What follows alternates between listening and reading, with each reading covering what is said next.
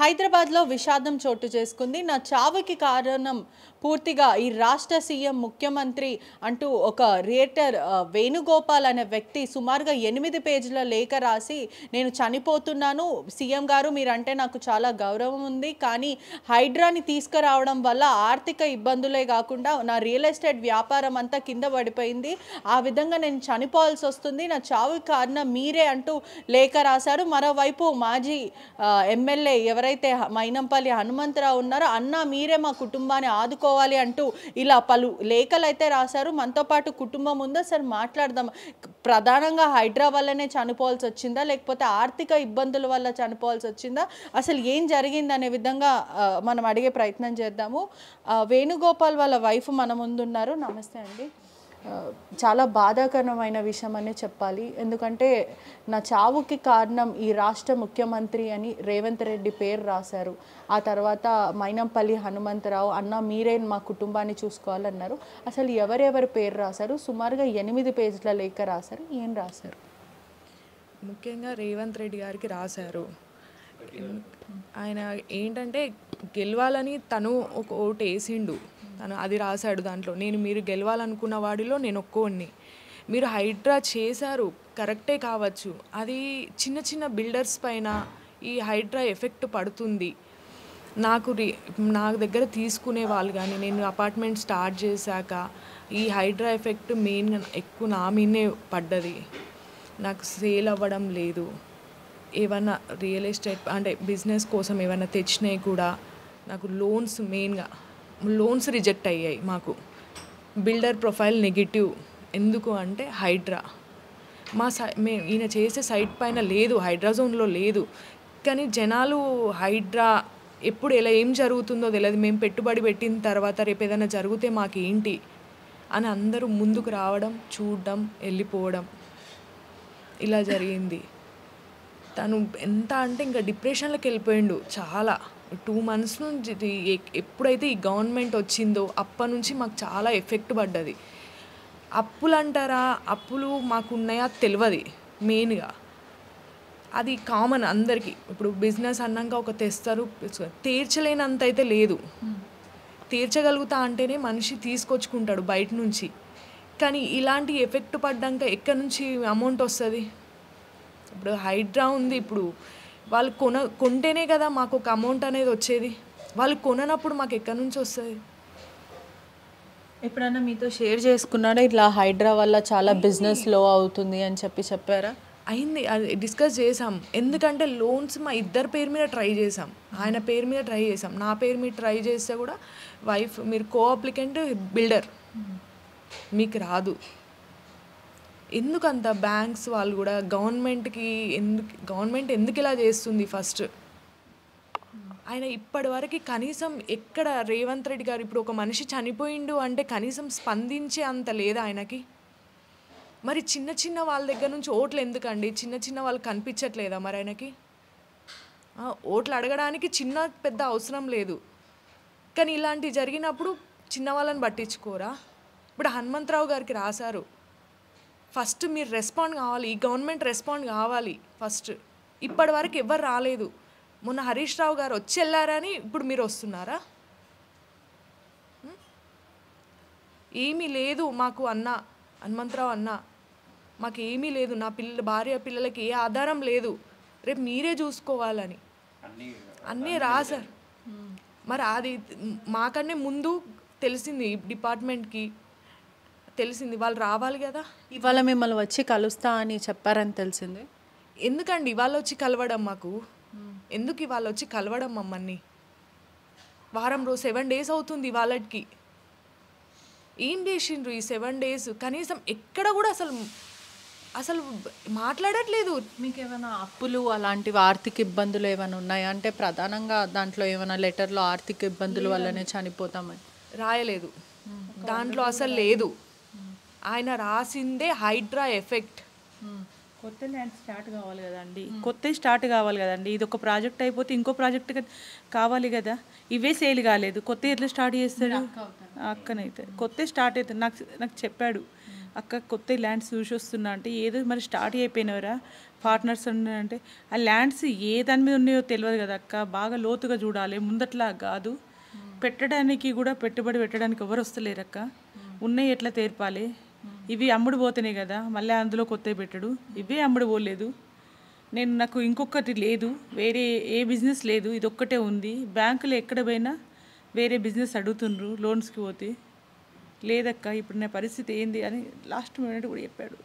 ఇది అసలు సేలు కాక ఇంకో ల్యాండ్స్ వచ్చినా వాటిని భయపడడు, ఏది తీసుకున్నా ఏది పెట్టినా 50-60 లక్షలు పెట్టాలక్క, అవి మళ్ళీ రిటర్న్ వస్తాయో రావో తెలియదు అయితే చెప్పాడు.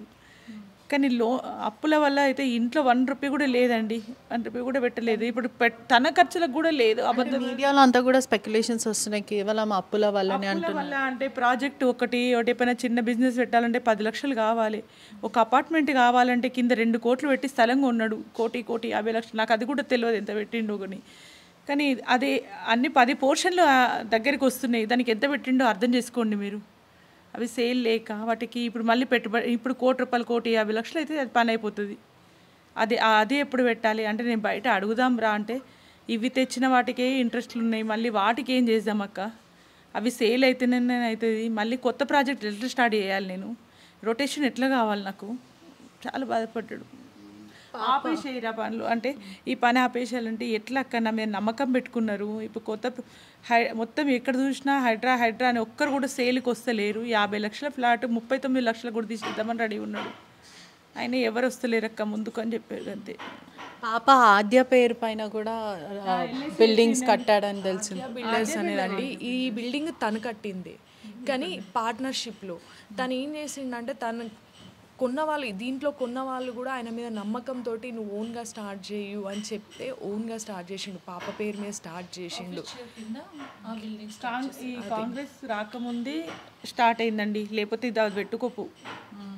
రాకముందే ఎలక్షన్స్ మాకు ప్రభుత్వం తిట్టాలని కాదు, అది కాంగ్రెస్ రాకముందే ల్యాండ్ తీసుకున్నాడు, పూజ చేయించడం మేమంతా పోయి స్టార్ట్ చేసిండు. అది సేలు మనకేంది పోర్షన్స్ పడ్డాయి, స్లాప్లు పడ్డాయి, అమ్మడానికి పోతే హైడ్రా అని స్టార్ట్ అయింది. స్టార్ట్ అయిన నుండి టెన్షన్, రోజు ఒక్కోసారి గుర్తు చేసుకుంటారు రేవంత్ రెడ్డిని, ఇది ఎందుకు పెట్టిండు. ఒక మనిషి వానికి ఏంటంటే బాగా పిచ్చి, మంచి గట్టి ఇవ్వాలి, మంచి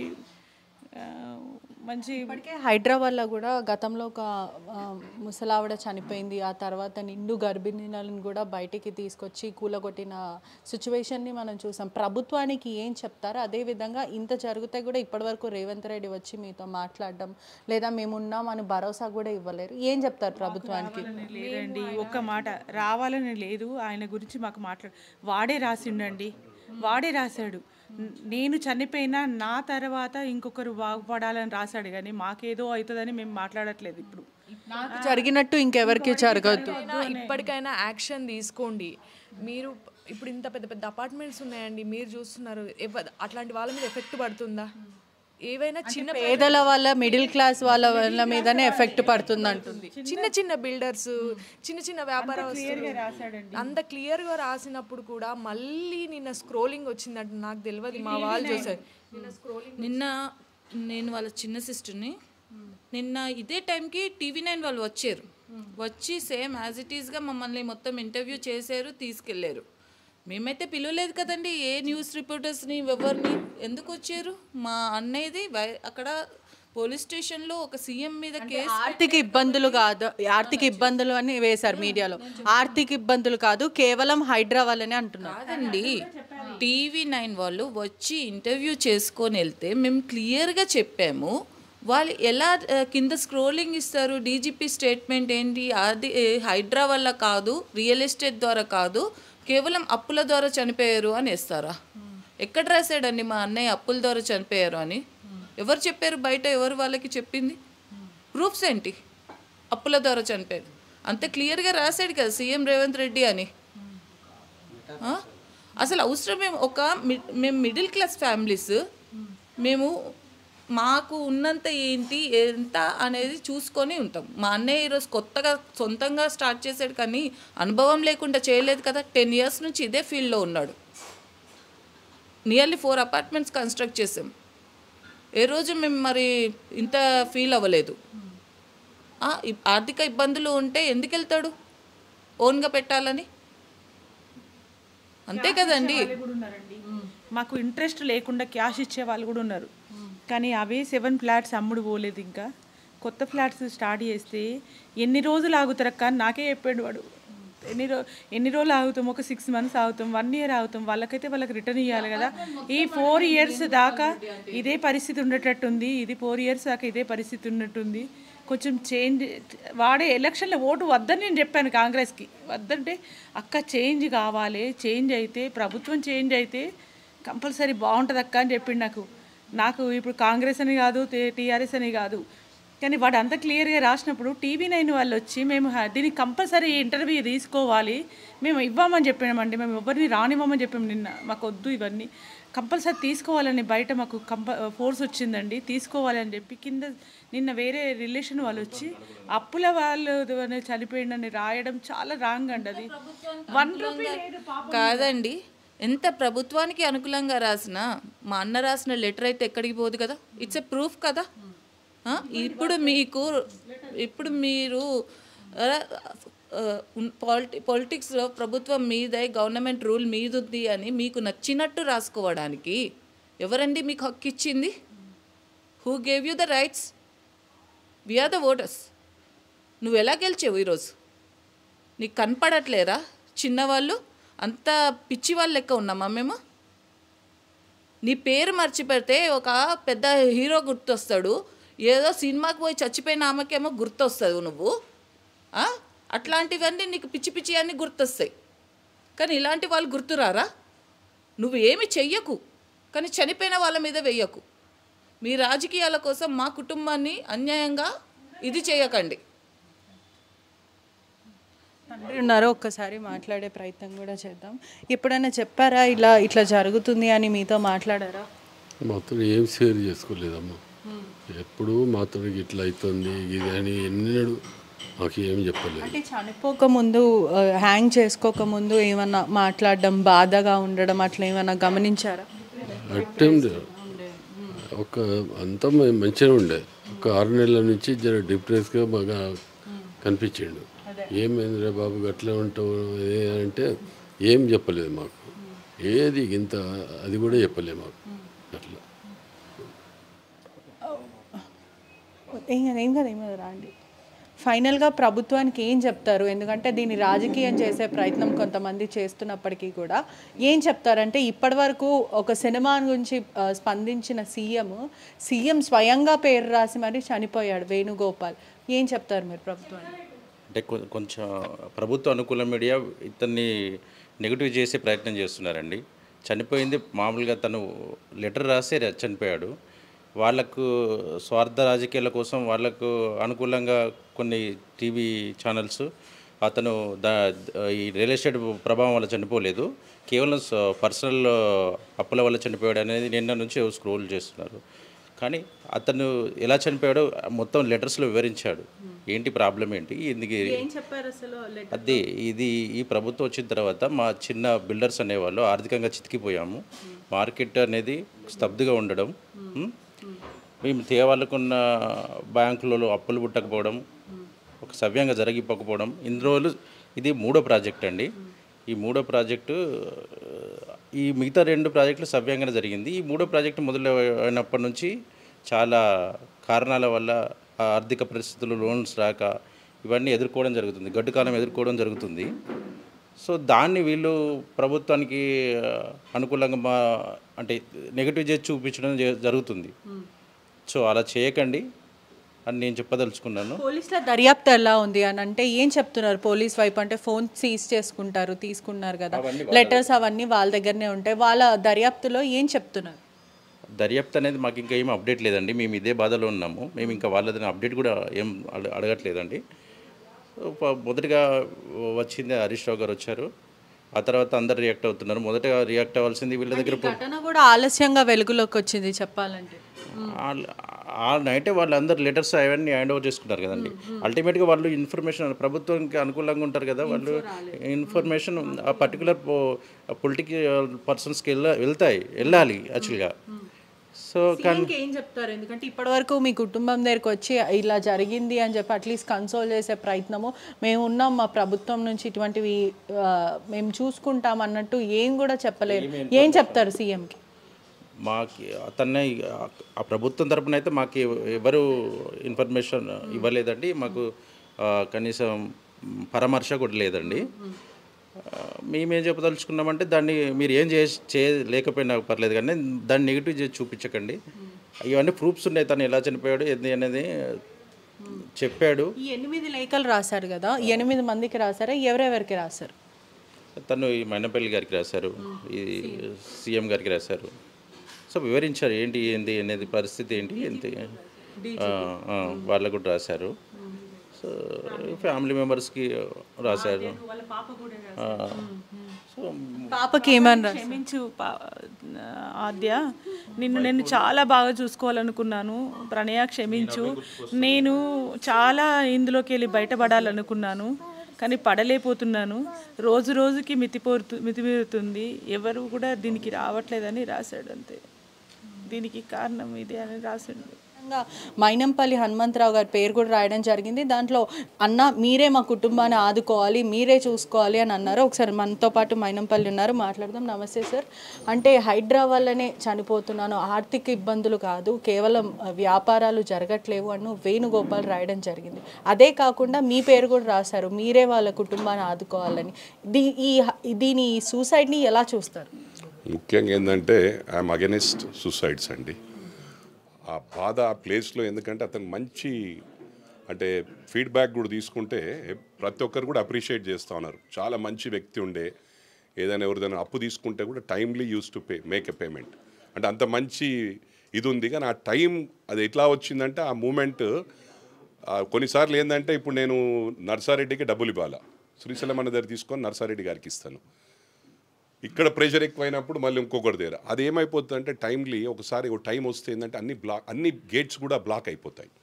ఆ మూమెంట్ వచ్చినట్టుంది, కొంచెం తట్టుకుంటే బయటపడేవాడేమో. ఆ దాంట్లో ఆ ఫ్రస్ట్రేషన్లో ఆ ప్రెషర్స్లో ఆ స్టెప్ తీసుకోవడం ఏంటంటే, ఎప్పుడైనా రాత్రి దాటితేనే పగలు వస్తుంది. అంటే వాస్తవం ఏంటంటే life is a burden, life is a duty, dare it అంటారు. Life is a burden, bear it అంటారు. ఇది సిస్టంలో ప్రతి మనిషికి కష్టాలు వస్తాయి. ఆ కష్టాలు కొంతమంది ఫేస్ చేయగలుగుతారు, కొంతమంది ఫేస్ చేయలేరు. ఇది చాలా బాధాకరం. ఇప్పుడు వాళ్ళ సిస్టర్స్ కానీ, వాళ్ళ పేరెంట్స్ కానీ, ఈరోజు వైఫ్ కానీ, పాప కానీ, 5 years పాప కానీ, ఇవాళ నేను రాజకీయ నాయకులకు కూడా విజ్ఞప్తి చేస్తూ ఉన్నాను, వచ్చినప్పుడు ఏ విధంగా వాళ్ళకి హెల్ప్ చేయగలుగుతారో చేయండి. దీన్ని రాజకీయ మైలేజ్ కోసం ఏదో మాట్లాడి కూడా ఆవేదన మరి ఆగ్రహం వ్యక్తం చేస్తుంది, రాజకీయం చేస్తున్నారు. బాధం. అందుకే మేము రాజకీయం చేయడానికి రాలేదు, వాళ్ళు కూడా తెలుసు మేము రాజకీయం చేయడానికి రాలేదు.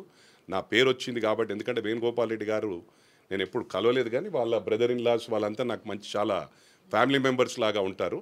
అందుకు వేణుగోపాల్ రెడ్డి గారికి ఏంటంటే ఒక హోప్స్, అరే మైనంపల్లి అయితే చేయగలుగుతాడని. That is different. నేను ఎప్పుడు కూడా ఆదుకోవడానికి సిద్ధంగా ఉంటాను. అదే చెప్పాను, దీన్ని రాజకీయం చేయ బదులు ఈ హైడ్రా అనేది మొదలుపెట్టిందే కేసీఆర్ గారు, కేటీఆర్ గారు. I was the MLA at that time. నేను డయాస్ మీద ఉన్నా, మేము ఇనిషియేటివ్ తీసుకుంటున్నాం, ఇవన్నీ కూడా ఇండ్లు కొట్టేస్తాం, నువ్వు దేంట్లో కూడా ఇన్వాల్వ్ కావద్దని నాకే చెప్పడం జరిగింది. Before elections, this is general elections ముందు, కాంగ్రెస్ రాకముందు. ఏ ప్రభుత్వమైనా ప్రజలకు మంచి చేయాలనుకుంటుంది. రేవంత్ రెడ్డి గారు, గౌరవ ముఖ్యమంత్రి గారు మంచి చేయాలనే ఉద్దేశంతో కొన్నిసార్లు ఏంటంటే తెలియకుండానే కొందరికి నష్టం జరుగుతుంది. మంచి చేయాలన్నప్పుడు మంచి కూడా అంత ఈజీ కాదు. అట్లాంటి అందరూ మంచి చేసేవాళ్ళు. మంచి చేయడం కూడా ఎన్నో హర్డిల్స్ ఫేస్ చేయాలి. ఇలాంటి హర్డిల్స్ ఉంటాయి. కొన్నిసార్లు కొంతమందికి నష్టం జరుగుతుంది. చాలా వరకు ఎక్కువ శాతం మంచి జరుగుతుందనే ఉద్దేశంతో ఈ స్టెప్ తీసుకోవడం తప్ప ఎవరికో నష్టం జరుగుతుందంటే హైడ్రా గురించి కూడా ఏం చెప్తారు? ఎందుకంటే హైడ్రా వల్ల చాలా మంది ఇబ్బందులు పడుతున్నారు. హైడ్రా గురించి ఒకటే చెప్తాను, దిస్ ఇస్ ఎంటైర్లీ ఈ క్రెడిట్ కేసీఆర్ గారికి, కేటీఆర్ గారికి పోతుంది. ఇనిషియేటివ్ తీసుకుందే వాళ్ళే ఫస్ట్ చేద్దామని నేనే డయాస్ మీద ఉన్నా, నాకే చెప్పడం జరిగింది. ఏ హైడ్రాలో కానీ దేంట్లో కానీ రేపు మేము ఇవన్నీ చేయబోతున్నాము, దీంట్లో మీరు ఇన్వాల్వ్ కావద్దు ప్రజలు వచ్చినప్పుడు అని చెప్పడం జరిగింది. నేను డెఫినెట్లీ ఇన్వాల్వ్ అవుతాను, నాది ఏదైనా ప్రాబ్లం ఉన్నప్పుడు. ఇప్పుడు కూడా ఏదైనా ఉన్నప్పుడు నేను డెఫినెట్ ఫోన్ చేసి చెప్తా ఉన్నాను. జెన్యూన్గా ఉంటే హైడ్రా కమిషనర్ కూడా కన్సిడర్ చేస్తూ ఉన్నాడు. ఎలా అట్లా అలాంటివి కూడా జరుగుతున్నాయి. కొంతమంది ఏంటంటే అమ్మ కూడా ఆకలి అవుతుందంటే అన్నం పెట్టదు. అలా కొన్ని దృష్టికి రానప్పుడు ఇబ్బందులు జరుగుతూ ఉన్నాయి. చాలా వరకు 100% నేను చెప్తా ఉన్నా, ఈ ఫ్యామిలీని ఆదుకుంటాం. నేను తప్పకుండా వాళ్ళందరికీ ఏదైతే నా గురించి రాశాడో వేణుగోపాల్ రెడ్డి గారు ఆ ఇల్లు కంప్లీట్ చేయమన్నారు. పేరెంట్స్కు నేను చక్రధర్ రెడ్డి మా ఫ్రెండ్ సర్కిల్లో కాంట్రిబ్యూట్ చేసి 20 కానీ 30 లక్షలు కానీ చేస్తాము. ఆ అమ్మాయికి కూడా అవుట్సోర్సింగ్లో జాబ్ ఇప్పిస్తానని చెప్పాను. దీన్ని రాజకీయం చేయకుండా దీన్ని ఇక్కడనే వైండప్ చేస్తాము. సీఎం దృష్టికి తీసుకెళ్లే అవకాశాలు తప్పకుండా సీఎం గారి దృష్టిలో ఉంది. సీఎం గారు కూడా చెప్పారు, వెళ్ళి అదేందో నీ పేరు కూడా రాశారు, వెళ్ళి మాట్లాడు, అసలు ఏందో ఫ్యాక్ట్ తెలుసుకో అని చెప్పాడు. సీఎం గారు పంపిస్తేనే వచ్చారా మీరు? డెఫినెట్లీ సీఎం గారే పంపించారు. ఎందుకంటే ఇది మా కాన్స్టిట్యున్సీ. నా ఇంత గతంలో మల్కాజ్గిరిలో ఉండే అని చెప్పారు. మరి ఇప్పుడేమో కుత్బుల్లాపూర్ ఉన్నారు కాబట్టి శ్రీశైలం అన్న, నేను, భూపతి రెడ్డి గారు, ఇక్కడ కిషోర్ రెడ్డి గారు, ముఖ్య నాయకులు అందరం కూడా రావడం జరిగింది. మా యూత్ ప్రెసిడెంట్ సాయి గారు కూడా వచ్చారు. Definitely we are with his family. తప్పకుండా మంచి ఉద్దేశంతోనే చేయబోతున్నారు. కొన్ని నష్టాలు జరుగుతాయి, దానికి డెఫినెట్లీ మేము దాన్ని భరిస్తాం. తప్పకుండా we'll help them out. Thank you very much. మొత్తం మీద చూసుకుంటే కూడా ఏదైతే జరిగిందో కుటుంబానికి తోడుగా మేము ఉంటాం. సీఎం రామంటేనే నేను వచ్చాను అంటూ మైనంపల్లి చెప్పుకొస్తున్నాడు. హైడ్రా మా ఇంప్లిమెంట్ మేము చేసాము, కానీ దీని ఆలోచన అంతా, దీని ప్లానింగ్ అంట కేసీఆర్ కేటీఆర్ అంటూ మైనంపల్లి చెప్పుకొస్తున్న పరిస్థితి కనిపిస్తుంది. ప్రపంచంలో ఏ మూల ఏ క్షణం ఏం జరుగుతుందో వేగంగా తెలుసుకోవడానికి తొలి వెలుగు వాట్సాప్ ఛానల్ని ఫాలో చేయండి.